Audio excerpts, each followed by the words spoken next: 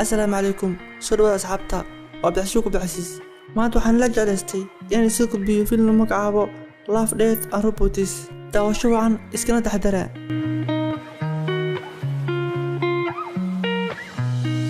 bilowga filmka waxa aragnaa saddex seenisaan oo soo gaaray xeebta mid ka mid ah magaciisu waa Stephen wuxuu damacsan yahay inuu xaqaro noolaha weyn xeebta yaala maalin ka hor tuufaan aad weyn ayaa dhufatay badda taas oo dhaqday jirka noolaha dhintay wayaabeen qaar ka mid ah kulmaystayaasha waxayna wargeliyeen booliiska laakiin booliiska ma aysan rumaysanin akhbaarta noolaha weyn kadib dadka ayaa bilaabay inay booqdaan xeebta gudahooda waxay ku laabteen waxa ku saabsan noolaha weyn xeebta yaala seenisaanka wuxuu bilaabay inuu aado dhanka ay noolaha dhintay Stephen iyo timkiisa aad ay ugu walwaleen xaaladda noolaha weyn hadda way hor istaageen dadkana meedka noolaha ay ku hareys bilaabeen noolaha weyn dadku way ka baqayaan waxayna rabaan inay taabtaan Stephen iyo asxaabtiisa waxay ku qiyaaseen in meedku uu miisaankiisu yahay ilaa 80 Stephen sidoo kale waxa uu sheegay in saamig ballaaran ee muuqaalkiisa ay ku adkeynayso inay ogaadaan daadiisa dhabta ah laakiin wuxuu aaminsan yahay noolaha sankiisa iyo afkiisa inay qeexayaan inuu yahay mid ku jira dhalinyaranimada saddexdood waxay bilaabeen inay ku wareegsadaan noolaha weyn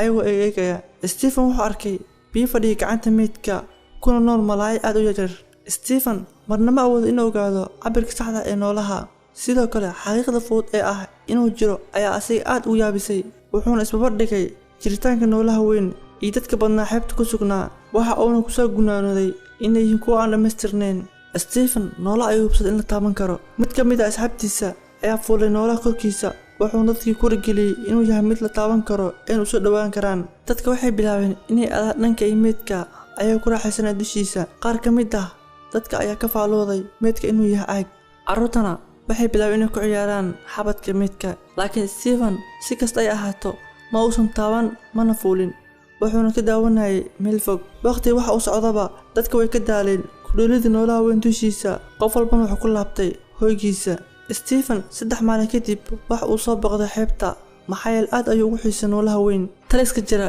ilaa had wax xil iskama saarin ilaalinta meedka Stephen marna ma kan ducoonayo inaan ka xumeyn inuu isha ku hayo qof dhintay maxaa yeelay noolaha weyn waa uu ka nolol dheeraan lahaa dadku hareeraysan hadda waxa uu daawanayaa carruurta ku dheelaysa meedka dushiisa shaqaalahan aan arkayno waxay damacsan yihiin in meedka laftiisa boodada la baxaan hadda noolaha weyn meedkiisa waxa uu noqday hanti ka dhaxaysa dadweynaha maalintii xigtay Stephen waxa uu imaaday xeebta maalinta si bareer ah dib ayuu isu dhigay ilaa ay noqoto galab hadda xeebtu inteedu badan waa cidlo Stephen waxa uu bilaabay inuu eego meedka wuuna qurmay waxaan aragnaa gabadh yar oo ku raaxaysanaysa dhagta noolaha weyn ayadoo u isticmaalaysa kursi Stephen waxa uu xaqiiqsaday in wajiga noolaha weyn uu maalin ka dambeysay si farxumaanayo waxa uu u malaynayaa inay sababtu tahay noqoshada aan ku noqon biyaha badda sidaan aragno shina ayaa ku socota afka noolaha hadda seenisaanka waxa uu xaqiiqsaday in aanay waqti dheer qaadan doonin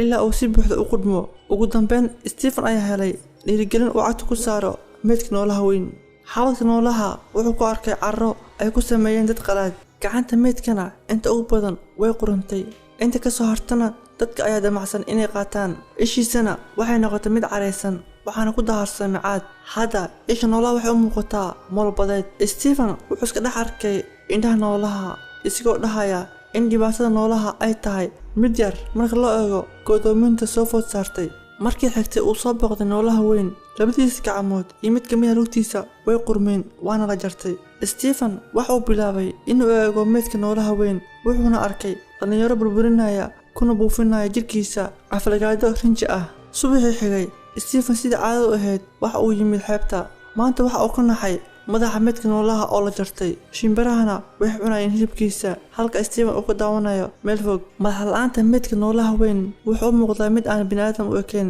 taasna waxay luminaysaa xiriirka uu la leeyahay Stephen meedka maalinkaas kadib Stephen ma uusan booqan xeebta ilaa muddo safarkiisa xiga wuxuu marqaati ka noqday inuu ahaa noolo weyn oo soo jiidasho leh laakiin hadda wax kaliya ee harsan waa mindhicirka meedka oo qurunsan inaan aragno hadda xiisaha dadka badnaa ay u qabeen noolaha weyn meedkiisa waa uu dhacay bilooyin kadib markii la ilaaway noolihii weynaa qaar ka mid ah jirkiisa ayaa lagu arkayay magaalada qaastan lafihiisa oo loo isticmaalaya sharaxaad Stephen asigoo ku raaxaysanaya wadida baaskilkiisa wuxuu arkay madaxii meedka noolaha weynaa wuxuu aaminay haddii uu magaalada sii wareego sidoo kale inuu helayo sankii dhagaha meedka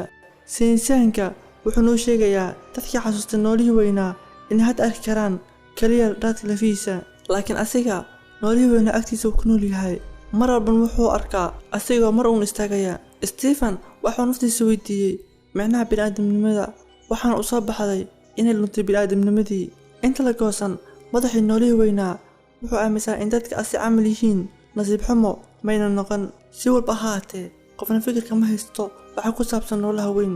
sida meesha uu ka yimid iyo qisiis dhabta ah. waxaan ahnay bini'aadam sida noolo walba, maalin ayaan tegi doonaa. waxa kaliya naga hari doono waa xasuusta ku jirta qalbiyadana jecel. nasiib darrada jirta ayaa ah in marka dambeysa xasuusaas aysan sii jireen. waa ku mahadsantahay daawashada filimka. haddii aad ka heshay muuqaalkaas soo gudbiyey laagtada u dhiirigelin, subscribe-na waa muhiim si aan u soo gudbiyo muuqaal noocan oo kale ah. mahadsanid.